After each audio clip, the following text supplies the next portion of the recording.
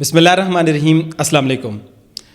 مشہور یوٹیوبر سعد الرحمان عرف ڈکی بھائی جو کہ 26 نومبر کو جیل سے رہا ہوئے، انہیں ضمانت پر رہا کیا گیا اور اپنی قید کے 100 دن کے بعد یعنی 7 دسمبر 2025 کو انہوں نے ایک ویڈیو جاری کی۔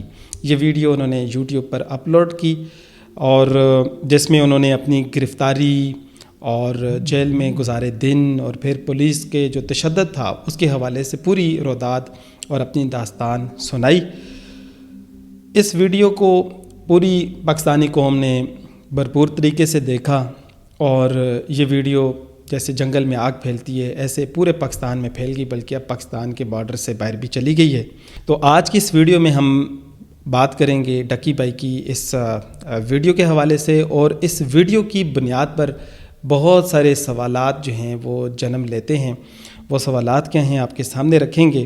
سب سے پہلے ہی میں یہ بتاتا چلوں کہ ہم ڈکی بھائی پر ہونے والے کسی بھی قسم کے تشدد کی جو ہے نا وہ بھرپور مذمت کرتے ہیں، ہم اس کو پسند نہیں کرتے، لیکن اس پوری قوم سے ایک سوال تو بنتا ہے کہ ارے بابا، کیا ڈکی بھائی اکلوتے پاکستانی ہیں کہ جن کے اوپر تشدد کیا گیا اور انہیں جیل کے اندر بند کیا گیا؟ کیا ان کے اوپر جو الزامات لگے وہ بے بنیاد تھے؟ اگر بے بنیاد تھے تو ابھی تک عدالت نے ان کو باعزت بری کیوں نہیں کیا؟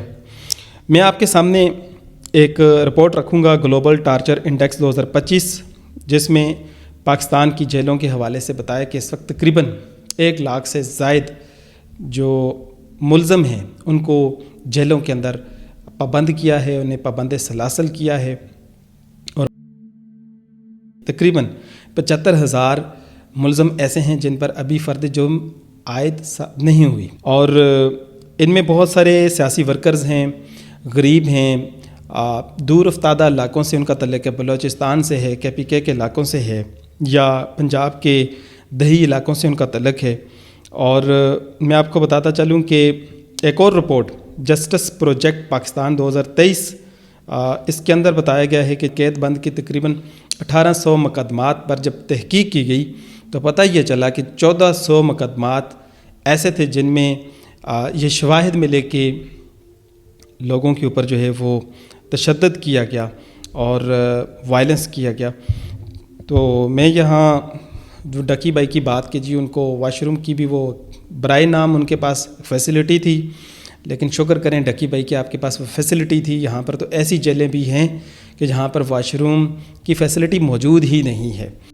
ان جیلوں کی بات کریں، ان کی کیپیسٹی سے کئی گنا زیادہ جو لوگوں کو وہاں رکھا جاتا ہے، اور ان کے ساتھ ان ہیومن جو ہے وہ ایک سلوک کیا جاتا ہے، نہ مرد اور عورت کی تمیز ہوتی ہے، نہ انسان کی تمیز ہوتی ہے۔ اور صرف یہ عام افراد ہی نہیں، میں اگر آپ کو پاکستان کی تاریخ سے کی طرف اگر ہم نظر دوڑائیں تو ہم دیکھیں گے کہ بڑے بڑے نامور ادیب، مفسر، سیاستدان جو ہیں انہوں نے جیلوں کی جو ہے وہ کشت کاٹی ہے۔ ان میں مولانا مودودی، باچا خان، سابق وزیر اعظم ذوالفقار علی بھٹو، سابق وزیر اعظم بینظیر بھٹو، سابق وزیر اعظم نواز شریف اور موجودہ صدر آصف علی زرداری، جبکہ سابق وزیر اعظم عمران خان بھی شامل ہیں۔ تو یہ اکیلے ڈکی بھئی آپ نہیں ہیں، بڑے بڑے لوگوں نے ان جیلوں کی جو ہے نا وہ کشت کاٹی ہے۔ البتہ اس ویلاگ کے نتیجے میں بہت سارے دیگر بھی سوالات جنم لیتے ہیں۔ مثلاً پولیس کیوں اتنا وائلنٹ ہوتی ہے، اتنا ٹارچر کیوں کرتی ہے؟ اس کے حوالے سے ایک مکمل ویلاگ بنایا جا سکتا ہے، بہت سارے لوگوں نے اس پہ کام بھی کیا ہے، لیکن اگر میں آپ کو ایک جو بین الاقوامی اصول ہے اس کے حوالے سے بات بتاؤں کہ ایک پولیس اہلکار جو ہے اس کے لیے 450 لوگ جو ہیں یعنی وہ ان کے اوپر تعینات کیا جاتا ہے، یہ تناسب ہے، یعنی 450 لوگ ہوں گے اور ایک پولیس اہلکار۔ جبکہ اگر ہم صرف پنجاب کی بات کریں تو پنجاب کی آبادی جو ہے 2023 کے جو مردم شماری اس کے مطابق تقریباً 13 کروڑ کے قریب تھی، اور اس وقت کی ہی ایک رپورٹ پولیس کی، پنجاب پولیس اسٹیچوٹری انڈیکس 2020-21 کے مطابق پولیس اہلکار کی کل تعداد جو ہے جی وہ تقریباً 2,18,000 کے لگ بھگ ہے۔ مطلب یہ ہوگا کہ اس وقت پنجاب کے اندر جو یہ تناسب ہے بین الاقوامی اصول پولیس اہلکار کا آبادی کے حساب سے وہ اس حساب سے پولیس کم ہے اور آبادی زیادہ ہے. اور یہاں پر آپ یہ بھی جانتے ہیں کہ پولیس اہلکار جو 2,18,000 ہیں، ان میں سے بھی ایک بڑی تعداد جو پروٹوکولز اور دیگر ان کی ڈیوٹیز ہوتی ہیں جس پر یہ لوگ مامور ہوتے ہیں. اس کے علاوہ پولیس پر سیاسی اثر و رسوخ بہت زیادہ ہوتا ہے جی، اور ان کی جو ورک لوڈ بہت زیادہ ہوتا ہے. ان کے ڈیوٹی آورز میں بتاؤں کہ ڈیوٹی آورز ہوتے ہی نہیں ہیں. اکثر تو ایس ایچ او صاحب دن کو بھی اپنے تھانے میں ہوتے ہیں، شام کو بھی ادھر ہی ہوتے ہیں، رات کو بھی ادھر ہوتے ہیں، فجر کے وقت بھی وہیں پہ پائے جاتے ہیں، یا کہیں نہ کہیں کسی نہ کسی علاقے میں ان کا وزٹ چل رہا ہوتا ہے. اسی طرح ان پولیس اہلکاروں کی تنخواہیں بڑی کم ہوتی ہیں، جس کی وجہ سے وہ اپنے معاملات چلانے کے لیے رشوت بھی لیتے ہیں، کرپشن بھی کرتے ہیں.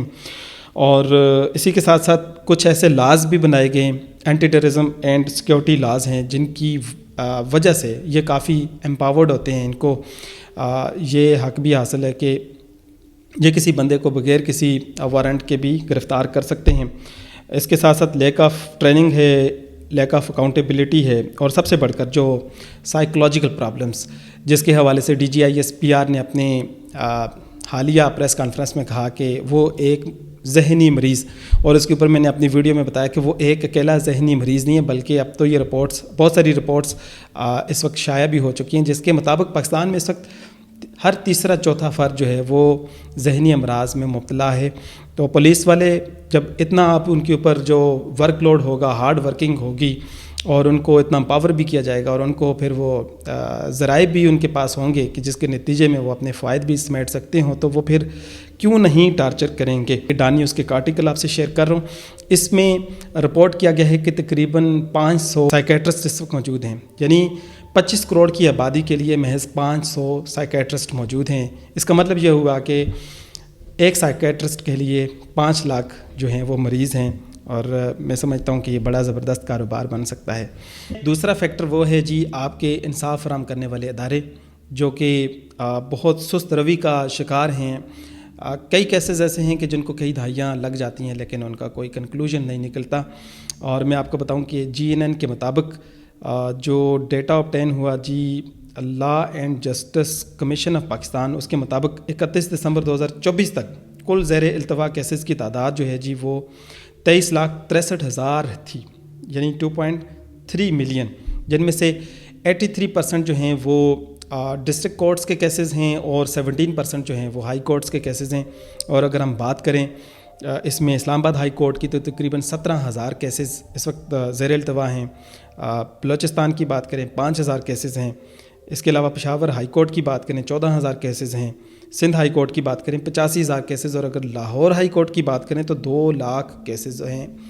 اس سے بھی زیادہ تشویشناک بات تو یہ ہے کہ لوور کورٹس ایک ملزم کے اوپر فرد جرم عائد کرتی ہیں، اور جو ملزمان کے ورثہ ہیں وہ پھر ہائی کورٹس میں جاتے ہیں، اور ہائی کورٹس کئی سالوں بعد یہ فیصلہ کرتی ہیں کہ جی ہاں یہ جو مجرم قرار دیا گیا ہے واقعی ناکافی شواہد کی بنیاد پر اس کو ہم باعزت بری کرتے ہیں، لہٰذا یہ ملزم نہیں ہے. مگر اس کے نتیجے میں کیا ہوتا ہے، اس کے بیش قیمتی سال جو ہیں وہ انہی جیلوں کے اندر گزر جاتے ہیں. 2 ایگزامپل آپ کے سامنے رکھوں گا. ایک ہیں 72 سالہ در محمد، جس کو منشیات کے کیس میں اندر کر دیا جاتا ہے، 15 ماہ کی سزا سنائی دی جاتی ہے، مگر اس کو جب رہا کیا جاتا ہے وہ 10 سال کے بعد رہا کیا جاتا ہے. دوسری مثال مظہر فاروق کی ہے، جس کو قتل کے مقدمے میں اندر کر دیا جاتا ہے، اور 24 سال بعد اس کو سپریم کورٹ باعزت رہا کرتی ہے. مطلب مذاق ہو گیا. پہلو کہ جس تیزی سے اس ویڈیو کو، یعنی ڈکی بھائی کے اس ویلاگ کو وائرل کیا گیا، لوگوں نے کیا یا ڈیفرنٹ پلیٹ فارمز نے کیا، میڈیا ہاؤسز نے کیا، اس کے کیا نتائج نکلیں گے؟ کیا آپ یا پالیسی ساز اداروں نے اس کے حوالے سے کوئی سوچا؟ اگر نہیں سوچا تو میں آپ کے سامنے ایک ایگزامپل رکھتا ہوں، پھر آپ یقیناً سوچیں گے کہ ابھی جو آپ اس وقت یہ جو ساری ایک سیناریو کریٹ کر رہے ہیں، اس کے نتیجے میں پاکستان کو آنے والے دنوں میں یقیناً چیلنجز کا سامنا کرنا پڑ سکتا ہے. مثال یہ ہے جی کہ خان صاحب کے دور میں، یعنی کہ مئی 2020 میں PIA کی فلائٹ PK 8303 کراچی میں حادثے کا شکار ہوئی، جس میں 97 پیسنجرز جو ہیں وہ جاں بحق ہوئے. جو اس وقت کے وزیر موصوف تھے غلام سرور خان، جو کہ ایوییشن کے وزیر تھے، انہوں نے اسمبلی کے اندر کھڑے ہو کر یہ کہا کہ انکشاف کیا کہ جی آپ کی جو ایئر لائن پائلٹس ہیں ان میں سے 262 ایسے ہیں کہ جن کے پاس لائسنس نہیں ہے یا جعلی ہے یا وہ مشکوک ہیں. اور اس پر پھر بعد میں جو ہے یہ میڈیا کی زینت بنی یہ خبر، اس کے اوپر آرٹیکلز بھی آئے، اور اس کے بعد آپ نے دیکھا کہ جو یورپی یونین کی ایسا یعنی کہ یورپی یونین ایویشن سیفٹی ایجنسی ہے، اس نے بھی تحقیقات شروع کی اور پی آئی اے کے پائلٹس پر پابندی لگائی. اور بات یہی نہیں رکتی بلکہ 1 جولائی 2020 کو یورپ بھر میں پی آئی اے پر پابندی لگ جاتی ہے. اس کی تمام فلائٹس سسپینڈ کر دی جاتی ہیں، جس میں برطانیہ، جرمنی، فرانس جیسے بڑے ممالک بھی شامل تھے. اور اب جا کر اس سال کے آخر میں جا کر یو کے نے پی آئی اے کی فلائٹس کو دوبارہ آپریشنل کیا ہے. اور اس سے کس قدر نقصان ہوا پاکستان کو، اس کا اندازہ آپ لگا سکتے ہیں. تو یہ جو آپ سمجھ رہے ہیں کہ ابھی ایک ویڈیو کو وائرل کر کے شاید آپ کسی اور بڑے ٹاپک سے لوگوں کی نظریں ہٹا رہے ہیں، شاید اسی لیے اس تیزی سے لوگ اس کے اوپر بات کریں. لیکن میں یہ سمجھتا ہوں کہ اگر ہم اپنی کمزوریوں کو میڈیا کے اوپر ہائی لائٹ کریں گے اور پھر اس کو انٹرنیشنل میڈیا بھی رپورٹ کرے گا، دیکھے گا، بین الاقوامی ادارے بھی جو ہیں اس کے اوپر تحقیقات کریں گے، اور بالخصوص ایسے کنسرنز کہ جو آپ کی سیکیورٹی کے ساتھ جن کا تعلق ہو، لا انفورس ایجنسیز کے ساتھ اس کا تعلق ہو، آپ کے عدالتی نظام کے اس کے ساتھ اس کا تعلق ہو، تو پھر مجھے بتائیے گا کہ پھر کیوں بین الاقوامی ادارے یا جو انویسٹرز ہیں پاکستان میں انویسٹمنٹ کریں گے، کیوں پھر کھیلوں اور سیاحت کے فروغ کے لیے لوگ باہر سے یہاں آئیں گے. اس چیز کو آپ لوگ نظر انداز کر رہے ہیں، جو کہ آنے والے وقتوں میں ایک بڑا چیلنج بن سکتا ہے. اس کے ساتھ ساتھ پولیس ریفارمز کرنے کی بھی ضرورت ہے. اس کے ساتھ ساتھ یہاں پر جو سائیکولوجیکل جو لوگوں کے اس وقت مسائل ہیں، مینٹل ہیلتھ کے ایشوز ہیں، اس کے حوالے سے بھی آپ کو کوئی نہ کوئی پالیسی بنانی ہوگی. یہاں کی اکانومی کو اپ لفٹ کرنا ہوگا. اور پھر اس سب کے ساتھ ساتھ آپ کو سوشل میڈیا کا یہ جو ایسا جن ہے جو بوتل سے باہر نکل آیا، اگر آپ نے اس کو کنٹرول نہ کیا تو آئندہ آنے والے دن آپ کے لیے مزید مشکلات پیدا کر سکتے ہیں. اللہ تعالیٰ آپ سب کو اپنی ایمان میں رکھے، اپنا بہت سارا خیال رکھے. ملتے ہیں پھر کسی نئے ولاگ میں. ٹل دین ٹیک کیئر. اللہ حافظ.